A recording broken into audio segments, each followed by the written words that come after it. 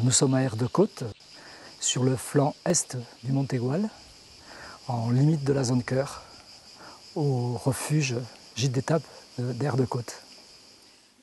Alors nous sommes à la croisée de plusieurs sentiers de grande randonnée, GR6, GR7, GR66, des sentiers de petite randonnée et de GR2PI. Et c'est une des portes d'entrée pour les randonneurs qui veulent faire de la grande randonnée dans le parc. Donc c'était important, c'est un équipement très important pour la randonnée sur le massif de l'Aigoual. Cet établissement est une ancienne maison forestière qui était plus ou moins abandonnée dans ses premières fonctions.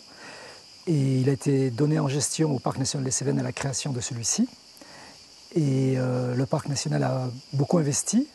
C'est devenu un gros centre d'accueil avec une forte capacité d'accueil pour les randonneurs. Et la gestion en est confiée à des gérants privés. Avec ma petite famille, là, ma petite dame et mes 2 enfants, ça fait, on va dire, une petite dizaine d'années qu'on essaie de... On a dans l'idée en tête de reprendre une structure de ce type dans un contexte écologique. Donc, en découvrant Aire de Côte, on est tombé vraiment sur ce qui nous correspondait. Donc, avec une autonomie sur l'électricité, sur l'eau potable. On fait de l'accueil pour les randonneurs et aussi pour les cavaliers. Et on essaye de développer un petit peu plus le gîte vers l'accueil aux personnes à mobilité réduite et à différents handicaps. Ça, c'est suivant la pente pour éviter de se fatiguer, quoi.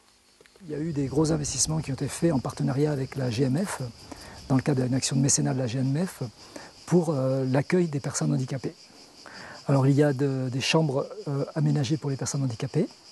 Il y a la mise à disposition de joëlettes pour la randonnée pour les personnes handicapées. Et un ponton de découverte du paysage pour les personnes à mobilité réduite. Et enfin, une table d'orientation, panneau de découverte du paysage qui a été aménagé pour les personnes non-voyantes également.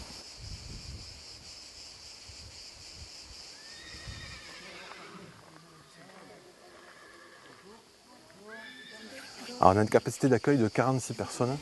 Alors ça reste sur réservation, sachant qu'on est en dortoir, donc on est en gîte d'étape, c'est pas une hôtellerie vraiment. Hein. On était à regarder ce qu'il y avait un peu là-dedans.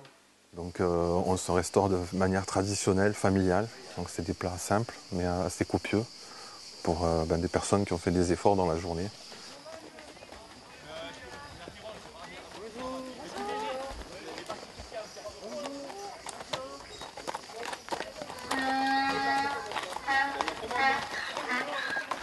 Alors on est équipé de 6 parcs. 6 parcs dont certains qui sont électrifiés, d'autres non. Parc, paddock, hein, ça dépend quel terme on utilise. Et de box aussi pour les chevaux, si les chevaux ont besoin vraiment d'être un peu à l'écart. Ouais.